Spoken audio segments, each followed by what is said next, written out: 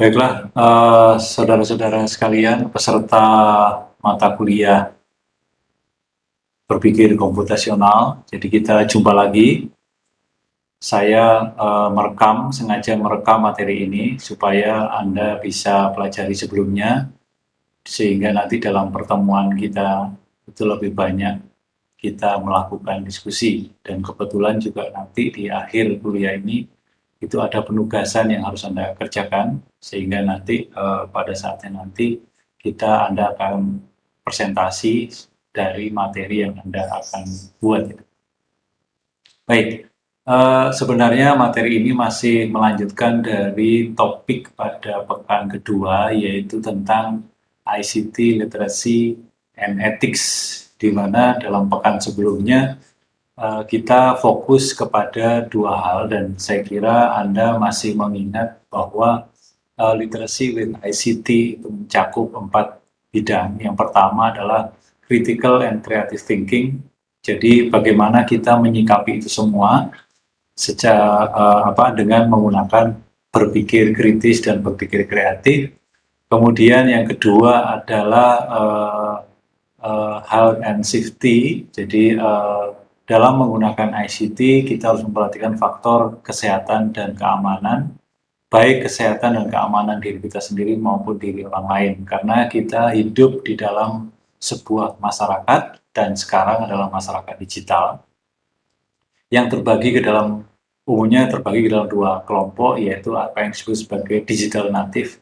Seperti Anda semua itu masuk ke dalam kelompok digital native, di mana Anda dilahirkan pada saat dunia sedang menghadapi era revolusi industri 4.0, serba digital. Jadi semuanya menggunakan perangkat-perangkat digital, hampir seluruh aspek kehidupan menggunakan perangkat digital, dan Anda dilahirkan pada masa itu. Tapi ada kelompok seperti saya dan rekan-rekan saya yang lain, ada di dalam kelompok yang disebut sebagai digital migran. Jadi artinya beralih, mengubah cara hidup kita yang dulunya menggunakan manual atau non-digital, sekarang masuk ke dalam era digital. Dan semua itu bertemu, jadi antara digital native dan digital migran itu bertemu dan berkomunikasi, hidup bersama dalam sebuah masyarakat. Oleh karena itu, bagaimana kita menggunakan perangkat ICT ini, itu ada 4 hal itu. Yang pertama adalah critical dan creative thinking, kemudian kedua health and safety, yaitu sehat dan aman, dan kemudian yang ketiga adalah ethics and responsibility. Jadi mengedepankan etika dan rasa tanggung jawab, karena seluruh hal yang kita lakukan itu ada dampak sosialnya, karena kita hidup di masyarakat sosial. Dan yang terakhir adalah ICT literacy. Jadi dalam pertemuan ini kita fokus kepada aspek ICT literasi, di mana di dalam ICT literasi atau literasi TIK ini, itu adalah kemampuan kita terkait dengan keterampilan menggunakan ICT. Jadi keterampilan itu adalah aspek yang mudah sebenarnya, asal kita mau belajar. Oleh karena itu kita perlu dasari dengan 3 hal yang sebelumnya, yaitu berpikir kritis dan berpikir kreatif, kemudian aman dan sehat, kemudian yang ketiga adalah beretika dan bertanggung jawab. Jadi itu dalam memanfaatkan ICT.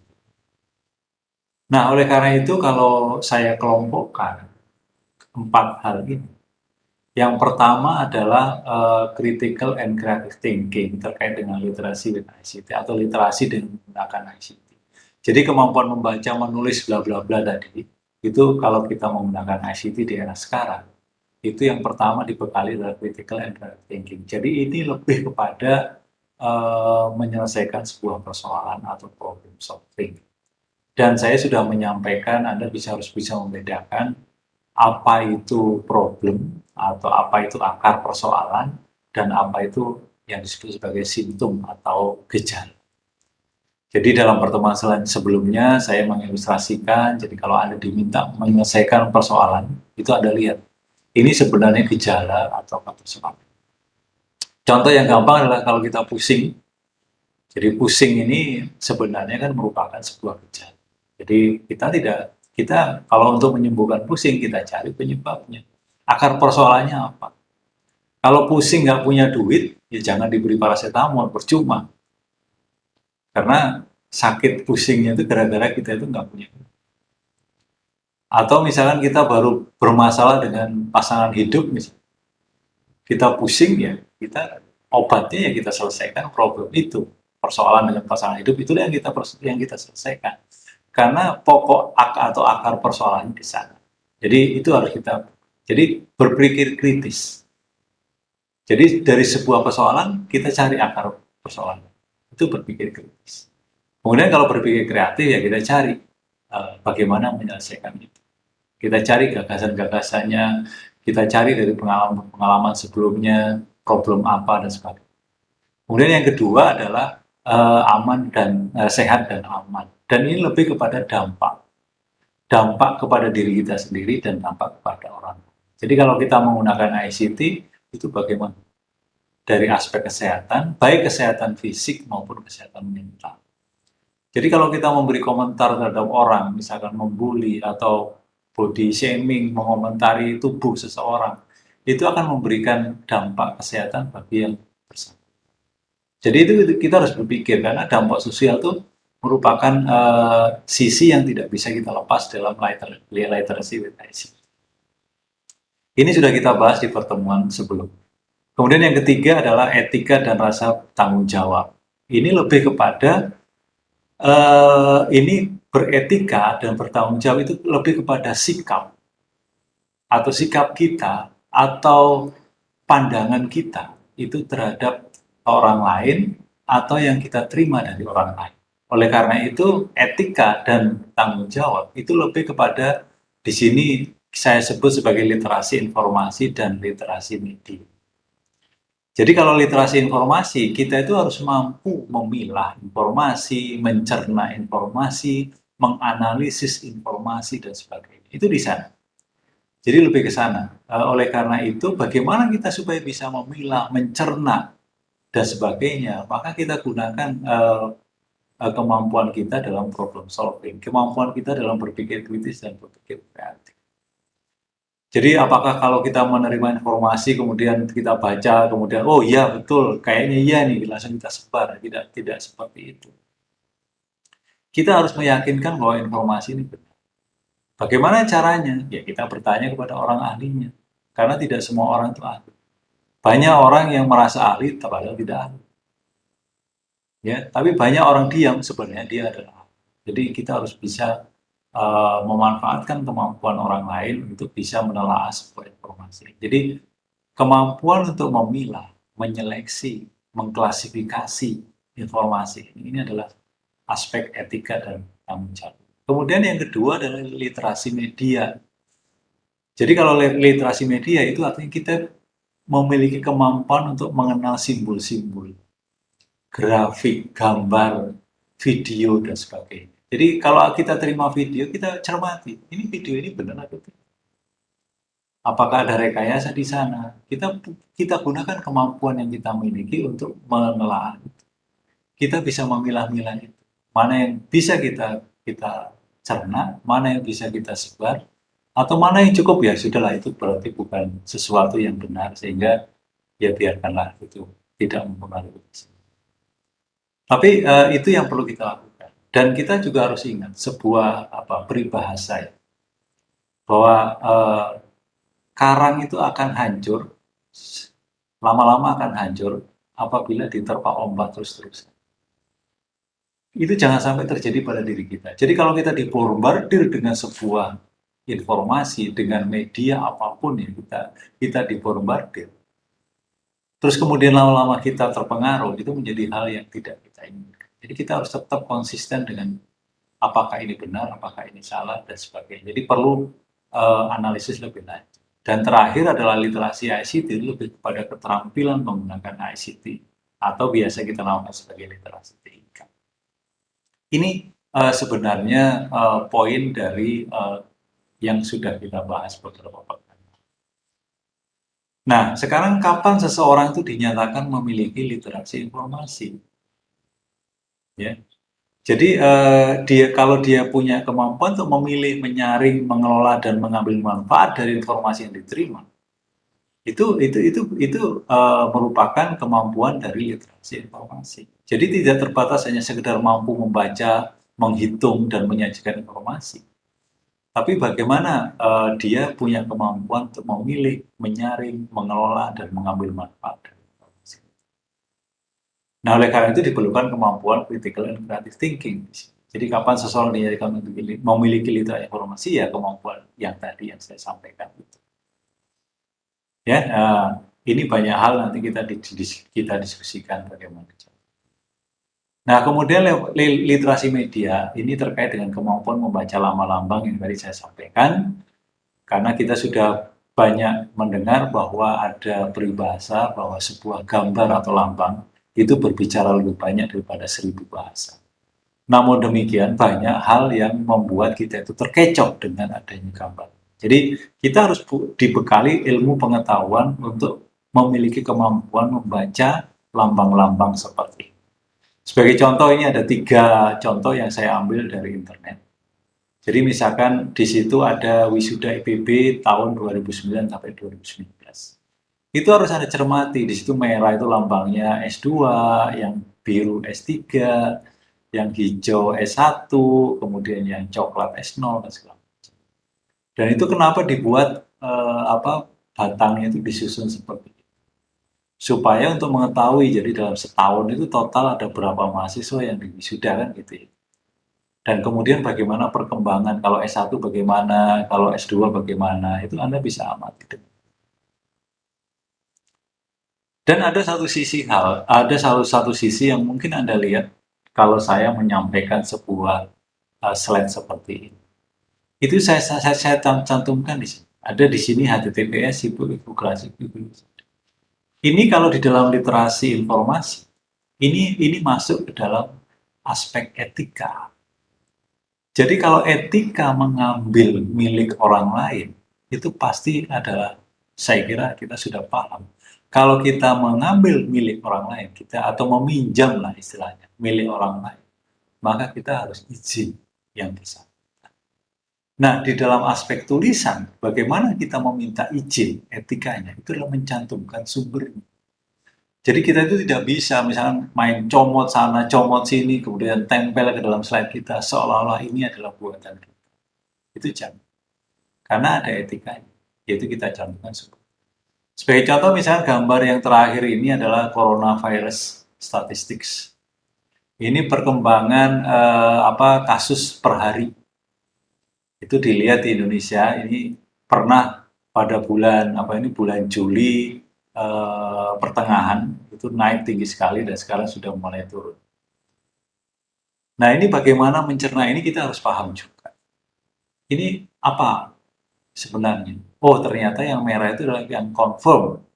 Jadi bukan berarti yang memang positif corona itu segitu, bukan. Kenyataannya mungkin lebih dari itu, tapi ini adalah yang terkonfirmasi. Jadi kita harus teliti membaca lambang-lambang. Dan ini yang terkonfirmasi. Artinya kalau terkonfirmasi berarti yang tercatat, yang lapor ke dalam kepada fasilitas kesehatan setempat. Tapi kalau yang nggak lapor, yang nggak diperiksa, ya itu kita nggak tahu. Jadi yang bisa dipastikan sebenarnya yang kasus per harinya itu lebih tinggi dari ini, cuma yang tercatat. Tapi ini menjadi gambaran saja, memberikan gambaran, oh berarti sekarang sudah mulai menurun. Nah, ini literasi media. Nah, sedangkan yang terakhir adalah literasi TIK, itu tadi yang saya sampaikan. Jadi kemampuan menggunakan TIK. Nah, sekarang ini seluruh perangkat TIK itu semakin sederhana. Jadi semakin sederhana supaya kita itu sebagai user itu mudah. Kemudian user friendly itu ramah terhadap pengguna. Artinya ramah terhadap, jadi kita itu nggak perlu repot-repot. Anda saya kira sudah paham kalau sudah mungkin pernah beli perangkat atau handphone lah, misalnya kita beli handphone seperti ini, paling kita ke toko diajari sebentar langsung kita bisa. Kenapa? Karena memang fitur-fitur yang ada di dalam sini sudah dibuat user friendly dan mudah digunakan.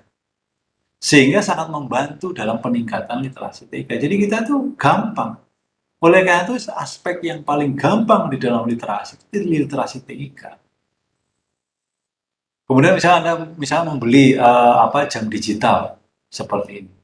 Anda paling dijelaskan nggak sampai 5 menit. Oh, lihat, kemudian diberi petunjuk gini-gini selesai, kemudian pulang dari tokonya, oh, udah langsung di rumah pada saat santai kita oprek sebentar, kita sudah mampu semua. Jadi memang perangkat TIK sekarang itu semakin mudah digunakan dan sangat membantu dalam peningkatan literasi. Jadi jangan khawatir literasi TIK itu. Justru yang mengkhawatirkan kita itu di 3 aspek di depan, yaitu critical and creative thinking, kemudian health and safety, sehat dan aman, dan yang ketiga adalah ethics and responsibility, beretika dan bertanggung jawab. Ini yang paling berat. Sehingga keterampilan memanfaatkan kecanggihan teknologi digital seperti mengoperasikan laptop, membuat naskah menggunakan Google Doc, online meeting seperti Anda kuliah dengan menggunakan Zoom, fitur-fitur media sosial dan sebagainya. Itu gampang. Tapi yang saya tulis di warna hijau itu harus digunakan secara bertanggung jawab, responsibility, beretika, jadi ethics with ethics, sehat, health, dan aman, safety, untuk memecahkan persoalan, untuk problem solving. Di mana dalam problem solving itu kita butuh critical thinking and creative thinking. Jadi itu keterkaitan semua. Jadi itu yang mungkin Anda harus pahami, bahwa literasi sedemikian kompleksnya yang menjadi ukuran kita, apakah kita bisa menjadi masyarakat yang baik di tengah sebagai penduduk yang baik di tengah masyarakat digital saat ini.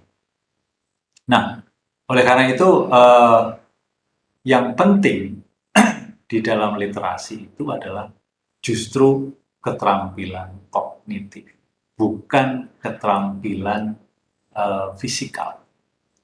Apa itu keterampilan kognitif? Keterampilan kognitif itu adalah berpengetahuan. Nah, sekarang di sini saya lihat seluruhnya tadi. Ini kalau di Indonesia, itu menurut Kementerian Pendidikan dan Kebudayaan, itu ada 6 literasi dasar. Jadi 6 literasi. Jadi dikelompokkan literasi itu. Ada yang namanya literasi baca tulis. Kalau literasi baca tulis ya itu tadi. Kemampuan kita membaca dan cuman harus didasari oleh keterampilan kognitif. Jadi kalau kita membaca, kita harus punya pengetahuan untuk membaca itu. Apakah bacaan itu bisa kita manfaatkan untuk sesuatu yang lain. Jadi itu butuh pengetahuan. Kalau bacaan yang tidak berguna, ya ngapain kita baca kan? Jadi ini yang pernah saya sampaikan di pertemuan pertama dulu. Indonesia, masyarakatnya itu hobi membaca. Cuman literasi baca tulisnya rendah. Kenapa? Karena keterampilan kognitifnya tidak digunakan. Oke? Termasuk juga menulis. Kemudian yang kedua, literasi numerasi. Jadi mengenal numerasi. Numerasi itu kan kalau bahasa mudahnya itu angka. Jadi kita bisa memahami dari yang tadi yang kita sebut sebagai literasi media. Jadi grafik-grafik, kemudian formula-formula, kesimpulan, dan nanti mungkin di dalamnya pada saat nanti mendekati pilkada atau pemilu itu kan banyak angka-angka yang beredar. Kita harus mencari. Sebagai contoh sekarang, oh si A keterpilihannya 17%, si B 8%. Kemudian kita ambil kesimpulan, jangan dulu. Kita coba cerna semua. Apa angka itu berbicara? Ya, berbicara apa angka itu? Kemudian kita gunakan pengetahuan, kita gunakan pengalaman-pengalaman sebelumnya. Kemudian yang ketiga adalah literasi sains atau literasi ilmu pengetahuan.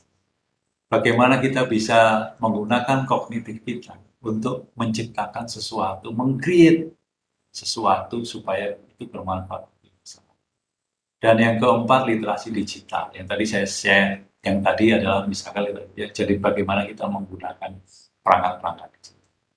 Yang kelima, literasi finansial. Jadi kita tuh tidak hanya mengenal nilai besar uang, bukan. Tapi bagaimana bisnis keuangan, bagaimana perbankan, bagaimana lingkungan pekerjaan yang dikaitkan dengan aspek finansial. Jadi kalau ada orang sampai misalkan ketipu oleh pinjaman online dan segala macam, itu berarti memang literasi finansialnya. Kemudian juga bagaimana aspek kita melihat kemampuan kita di bidang finansial. Kalau mau membeli sesuatu, kita pertimbangkan. Apakah finansial kita itu aman kalau saya membeli. Apalagi kalau kita mau berinvestasi dan sebagainya. Dan yang terakhir adalah literasi budaya. Kalau literasi budaya itu lebih kepada kita menghormati keberagaman. Ya, bagaimana orang lain dengan budayanya itu pasti beda dengan. Itu kenapa ini sering terjadi salah paham. Karena apa? Karena memang literasi budaya kita itu masih rendah. Jadi kita harus tingkatkan 6 literasi dasar ini. Itu yang dicanangkan oleh Kementerian Pendidikan. Saya kira itu penjelasan tentang literasi ICT literasi and ethics dalam 2 pekan ini. Saya kira itu mohon cermati materi ini dan kerjakan tugas sesuai dengan apa yang tadi saya sampaikan. Terima kasih.